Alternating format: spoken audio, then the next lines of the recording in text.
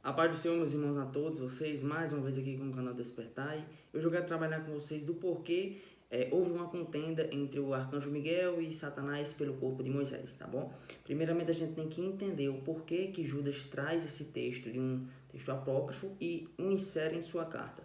Nós vamos ver aqui do verso 3 ao verso 9 que Judas estava querendo escrever por algo, mas havia algo dentro da igreja, havia algo dentro entre os irmãos que o impulsionou a escrever antes esta carta.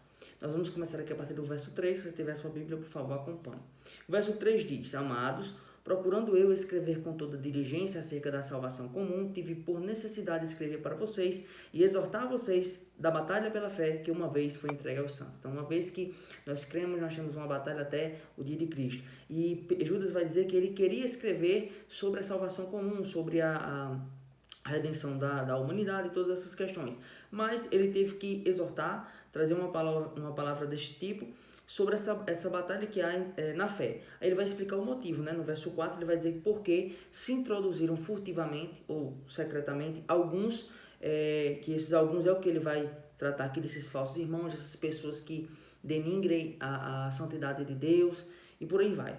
Ele vai dizer porque se introduziram furtivamente alguns, os quais já antes estão escritos para este mesmo juízo ou para serem condenados, homens ímpios, que convertem em dissolução a graça de Deus e negam a Deus, o único dominador e Senhor nosso Jesus Cristo. Então percebam que esses homens chegam ao ponto de negar a Deus, seja com suas práticas ou seja com sua própria boca.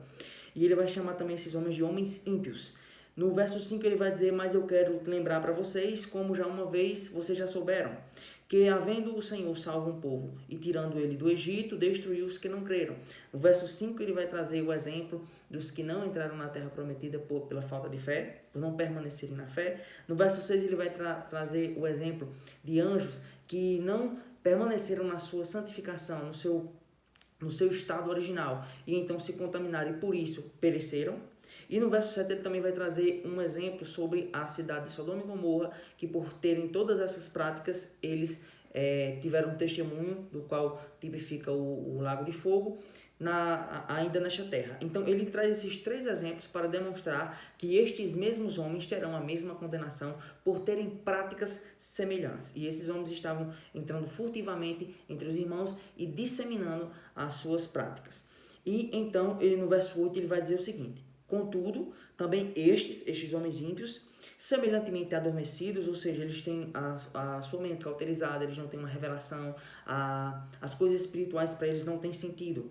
Eles contaminam sua própria carne, como nós vemos aqui no verso 6, que os anjos fizeram a mesma coisa. Rejeitam dominação ou governo e difamam as dignidades ou as autoridades ou as glórias, dependendo da sua tradução.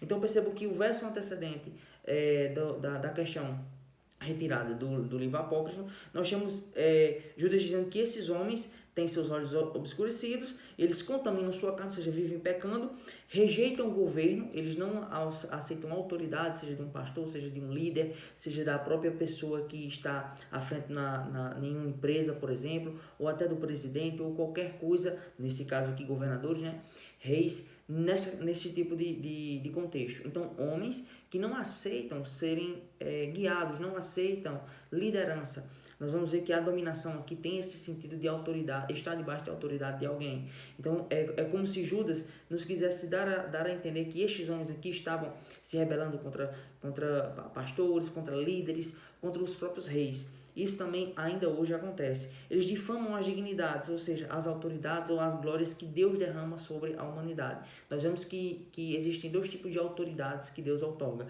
As autoridades que são diretamente dadas por Deus e as autoridades que são permitidas por Deus. Um exemplo, o arcanjo Miguel com certeza é uma autoridade dada diretamente por Deus. Já, por exemplo, o reinado de Herodes, de Pilatos, são autoridades que Deus permite na história. Então, existem essas duas questões. E nas duas, nós vemos a Bíblia nos dando o conhecimento que nós temos que estar sujeita a elas. E não em forma rebelde. Nós temos que estar sujeito em todo respeito, porque até o próprio Cristo, quando a própria verdade estava diante de Pilatos, e a verdade era pura, e a verdade era santa, e não tinha nenhuma repreensão sobre ele não ousou falar contra o reinado de Herodes, ou o reinado de Pilatos. Então, no verso 9, nós vamos ver o que Judas traz para elucidar mais ainda esse contexto, como ele fez no verso 5, como ele fez no verso 6 e como ele fez no verso 7, que vai trazer que o arcanjo Miguel, que contendia ou disputava com o diabo sobre o corpo de Moisés, não ousou pronunciar juízo de maldição contra ele, mas disse o Senhor que te repreenda.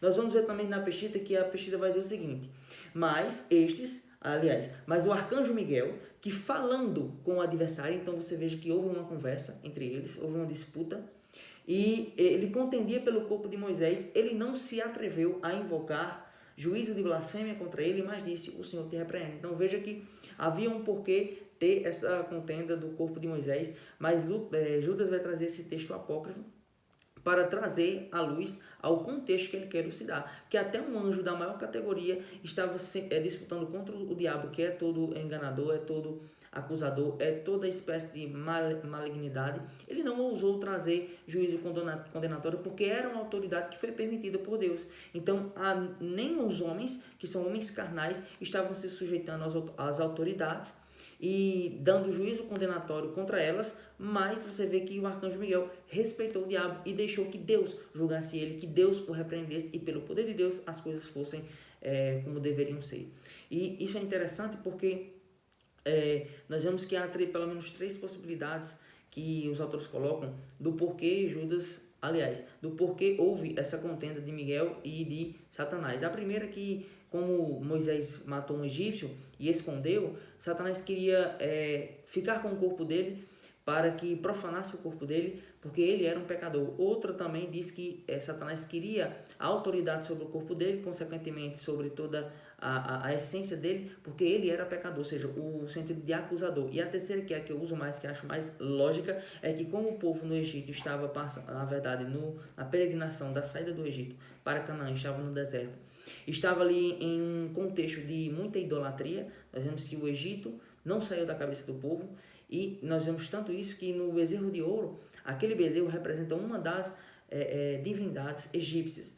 Então nós vemos que por esse fator de idolatria que o povo carregava, era como se Moisés fosse uma grande autoridade, um grande líder naquele povo que até hoje se fala e tem tanto respeito por Moisés. Então, o diabo queria o corpo de Moisés para entregar ao povo, para demonstrar ao povo onde estava e dali fazer uma adoração de idolatria. E isso com certeza era um novo pecado.